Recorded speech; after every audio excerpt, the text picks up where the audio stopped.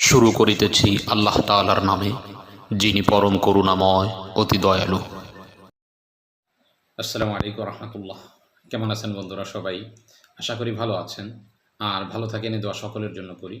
আজকে একটি নতুন বিষয় নিয়ে আপনাদের সাথে আলোচনা করতে যাচ্ছি, যে বিষয়টি সকলের জন্যই ফায়দাজনক হবে বলে আমি আল্লাহ তাআলার কাছে আশাবাদী। বিষয়টি হলো, জাদু একটি ভয়ানক বিদ্যা। এই বিষয়গুলো নিয়ে ইতিহাসের কিতাব খুঁজলে দেখা যায় প্রাচীন কাল থেকেই এই জাদু নিয়ে মানুষের চর্চা করে থাকে। যদিও এই কথাটাকে কেউ ঠাট্টা করে বিদ্রূপ করে উড়িয়ে দিতে চায়। বাকি জাদুর ব্যাপারে কুরআনুল কারীমের মধ্যে অসংখ্য আয়াত নাজিল হয়েছে। মূসা আলাইহিস সালামের জামানার দীর্ঘ জাদুর ঘটনা বর্ণনা করা হয়েছে এবং জাদুকরদের দীর্ঘ কথা কুরআনুল কারীমের মধ্যে এসেছে। অতএব এ থেকে দিবালোকের ন্যায় স্পষ্ট হয় জাদু এটা বিদ্যমান আছে এবং এটা মানুষের শরীরের উপর আঘাত হানতে পারে। তো এই জাদু বিদ্যায় যারা পারদর্শী, এই আমাদের প্রজন্মের পূর্বের প্রজন্মের মধ্যেও মানুষেরা সেই লোকটাকে খুঁজে পাওয়া অনেক কঠিন ছিল। অর্থাৎ একটা লোককে শত্রুতা করে ক্ষতি করতে চাইলে ব্ল্যাক ম্যাজিকের মাধ্যমে, জাদুর মাধ্যমে এই ক্ষতিকারককে পাওয়া অনেক কঠিন ছিল। কিন্তু বর্তমান প্রজন্মে নেটের সুবিধা আসার কারণে আমরা অতি দ্রুতই কাউকে ক্ষতি করতে চাইলে জাদুকারের সন্ধান আমরা পেয়ে যাচ্ছি, যার ফলে বর্তমান জামানায় জাদু দ্বারা ক্ষতিগ্রস্ত করা হচ্ছে মানুষদেরকে বহু পরিমাণে। সেই সুবাদে এই বিষয়ের উপর দীর্ঘ আলোচনাও দরকার এবং বিষয়গুলো সকলের অবগতিও হওয়া দরকার। মনে রাখার কথা হলো, কিছু কিছু ভয়ানক এমন জাদু রয়েছে যেটা মানুষের শরীরের উপর প্রয়োগ হলে মানুষের দুনিয়াবি জিন্দেগি জাহান্নামে রূপান্তরিত হয়ে যায়। তার দুনিয়াবি আর কোনো প্রশান্তি তার শরীরের মধ্যে থাকে না। এমন তো অনেক জাদু আছে যেই জাদুর ফলে মানুষ ধীরে ধীরে অসুস্থ হতে হতে দুনিয়া থেকে বিদায় নিয়ে চলে যায়। এবং অসংখ্য জাদু রয়েছে যেটা ফ্যামিলিকে বরবাদ করে দেয়, ধ্বংস করে দেয়। তো এইরূপ জাদুতে যারা আক্রান্ত হয়ে গেছে, এই জাদু থেকে পরিত্রাণের জন্য সে এমন কোনো আলেম নেই, এমন কোনো কবিরাজ নেই যার কাছে যায়নি, কিন্তু এই জাদু থেকে পরিত্রাণ পাচ্ছে না।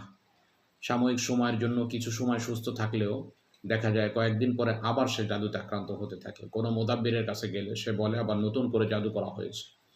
এইরূপ জাদুতে যেই সমস্ত বন্ধুরা আক্রান্ত আছেন, এদের জন্য আজকে যেই আমলটার কথা বলতে যাচ্ছি, এই আমলটা খুবই ফায়দাজনক হবে এবং আপনার এই বারবার জাদুতে আক্রান্ত হওয়া, দীর্ঘ বছর জাদুতে ভুগতে থাকা এই রোগ থেকে আপনি মুক্তি পাবেন ইনশাআল্লাহ। তো এইরূপ জাদু থেকে মুক্তি পাওয়ার জন্য আমি দীর্ঘ অধ্যয়ন করে এবং মোদাব্বিরের কাছে যেই গোপন তদবিরগুলো থাকে, এর মধ্যে থেকে এই একটা তদবির যেটা কোনো ব্যক্তির কাছে প্রকাশ করা হয়নি। এই তদবিরটা যদি আপনি প্রয়োগ করেন তাহলে আশা করা যায় আপনার এই তদবিরের বদৌলতে আপনার সমস্যাগুলো দূর হয়ে যাবে। তদবিরটা সকলেই জানি, শুধু ব্যবহারের পন্থাটা আমরা জানি না।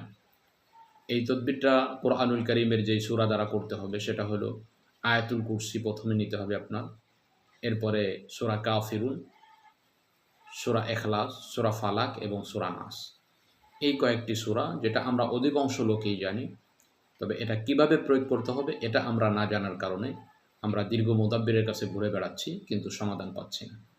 অতএব এই পন্থাটা যারা জানতে চান, যেই সমস্ত মোদাব্বির ভাইরা জানতে চান, অথবা যারা এই রোগে আক্রান্ত আছে নিজেরা যদি করতে চান, তাহলে আমাদের ডিসপ্লেতে দেওয়া নাম্বারে যোগাযোগ করে আপনি 200 টাকা বিকাশ করে আপনি এই আমলটা জানতে পারবেন। এইরূপ এই আমলগুলো না বলার কারণ হলো, আমার প্রায় এ পর্যন্ত 950টার মতো ভিডিও দেওয়া হয়েছে। দু একটা ভিডিও বাদ দিয়ে অধিকাংশ ভিডিওর মধ্যে আমরা আমলগুলো দেখিয়ে দিয়েছি। এই আমলগুলো যেহেতু দীর্ঘ মেহনত করে, কষ্ট করে একত্রিত করে রাখা হয়েছে, সেই সুবাদেই আপনাদেরকে এবং এই তদবিরের প্রতি যাতে আপনার গুরুত্ব থাকে এটা বোঝানোর জন্য যারা শিখতে চায় তাদের কাছ থেকে সীমিত কিছু হাদিয়া নেওয়া হয়েছে। অতএব যে সমস্ত বন্ধুরা এই তদবিরটি শিখতে আগ্রহী, তারা আমাদের সাথে যোগাযোগ করে 200 টাকা বিকাশ করে আপনি এই তদবিরটি শিক্ষা করতে পারবেন। তো আজকে এ পর্যন্তই, দেখা হবে অন্য কোনো দিন অন্য কোনো বিষয় নিয়ে। আসসালামু আলাইকুম ওয়া রাহমাতুল্লাহ।